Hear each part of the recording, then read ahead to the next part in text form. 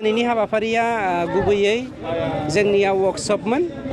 बे वर्कशपनि गुबै थांखिया जादों जोङो जोंनि इउपिपिएल दोलोआ बे 14 नं चिरां दुवारनि सिङाव थानाय साफ्रोमबो दोलोनि दैदेनगिरिफोरा बा मावथि फालोआ मा मावनांगौ भबिष्यतावहाय जोङो मा मावलांखो जोंनि मावनायाव माबाफोर गेना गोथे थालांदों नामा बेफोरखौ बिजिरनानै सावरायलायनायनि मोनसे हाबाफारिमोन।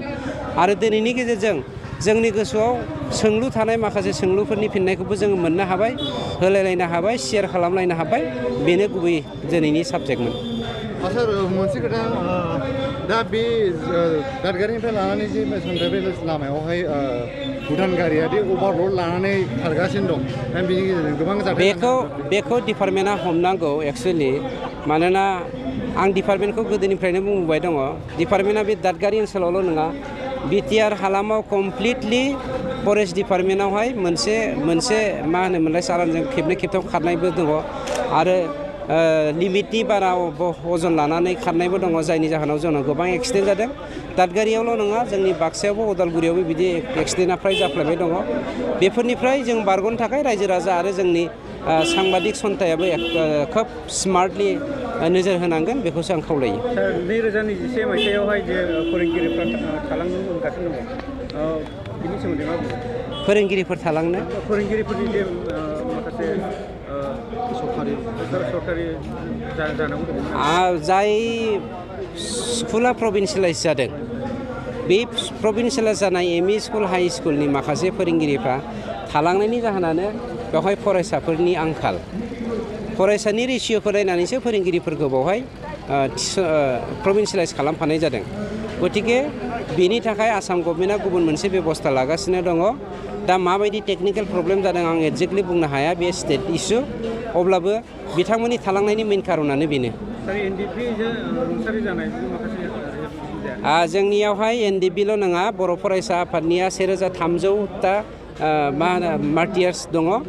एनडिबिनिफ्राय 4029ता मार्टियार्स दङ। बिथांमोननि मार्टियार्सनि जा रिहेबिलिटेसन मा होनो एक्स ग्रेसिया पेकेज 5 लाख करि मोननो गोनां, बेखौ जोंनियाव दा 25 क्र'र जोंना रेडि जानानै दं। बेखौ जों बावैसोनो रानना होगोन। खिन्थु नोंथांमोननि मेडियानि गेजेरजों आं मोनसे स्टेटमेन्ट होबाय, जाय बिथांमोना दिनै गावखौनो गोथांखौनो गोथै होननानै मार्टियार लिस्टआव हरखोमादों, बिथांमोनखौ जोङो बावैसोनो एक्सन लानाय जागोन। बिथांमोन बायदि 2 नाम्बारनि मानसिफोरखौ गोबां मानसिखौ जोङो हमनानै मोनबाय आरो नामखौबो दानबाय। आरो नेक्स्टआव सोरखौबा मोनबावोबा बेखौ जोङो ओरैनो नागारनाय नङा। मानोना गोथार बे जोंनि मुंख्लंफोरनि थैनि बेसेनखौ लानानै माबा मोनसे 2 नाम्बारि खालामनो नागिरनाया बिराद पापनि खामानि। बेफोरबायदिनिफ्राय जानगाराव थानो थाखाय आं नोंथांमोननि मिडियानि गेजेरजों खावलायनाय जाबाय। दा सार माखासे मार्टियार्सनि अनगायै गुबुन माबाफोरा माखासे मोनबायानो रिहेबिलिटेसन एनडिबिया दा बे मार्टियार्सथ' नङा, मार्टियार्सआ एसेल' मोनदों। बाखि जोंनि जि रिहेबिलिटेसन पेकेज मोननांगौ दङ जोंनि एक्स एनडिबिफोरनिफ्राय, जोंनि एनडिबिपिनिफ्राय 225सा मोनबावनो गोनां दङ। आरो बिथांमोननिफ्राय मा होनो वेल विजार हिसाबै बा बिथांमोननिफ्राय जि माने अभारग्राउन्ड केडारफोर, बे अभारग्राउन्ड केडारखौ 3029 होनाय जादों। एनडिबिपिनिफ्राय एसनिफ्राय होनाय जादों 1663, एनडिबिआरडिनिफ्राय होनाय जादों 284, सिगां होजोंमोन 186, उनावहाय 284 जाफिनदों दाजाबदेरनानै। आं मैया बिनि हिसाबखौ होननायाव एसे खेलिमेलि जादोंमोन, आं एक्जेक्टलि नटखौ नायाखैमोन। बेनिफ्राय एनडिबि डि ग्रुप होननाय बिदि गैया, अब्लाबो बिथांमोननि माखासे एनडिबिपिजों हाबफाजायै माखासे लिस्टखौ अलरेडि जों सोसनना होनाय जादों। खिन्थु आरो होखांनायनि उनाव बिथांमोननि जा स्क्रुटिनि जाखांनानै भेरिफिकेसन जानो गोनां बेबो जानानै थांबाय। एनडिबि वुमेन हिसाबै, आइजोफोर हिसाबै 28सा, बेफोर गासिबो रिहेबिलिटेसननि थाखाय स्क्रुटिनि जागासिनो दं आरो बिथांमोननि मुङावहाय भेरिफिकेसन फैगासिनो दङ। Thank you. बेखौ माब्लासिम होफुंनाय जागोन?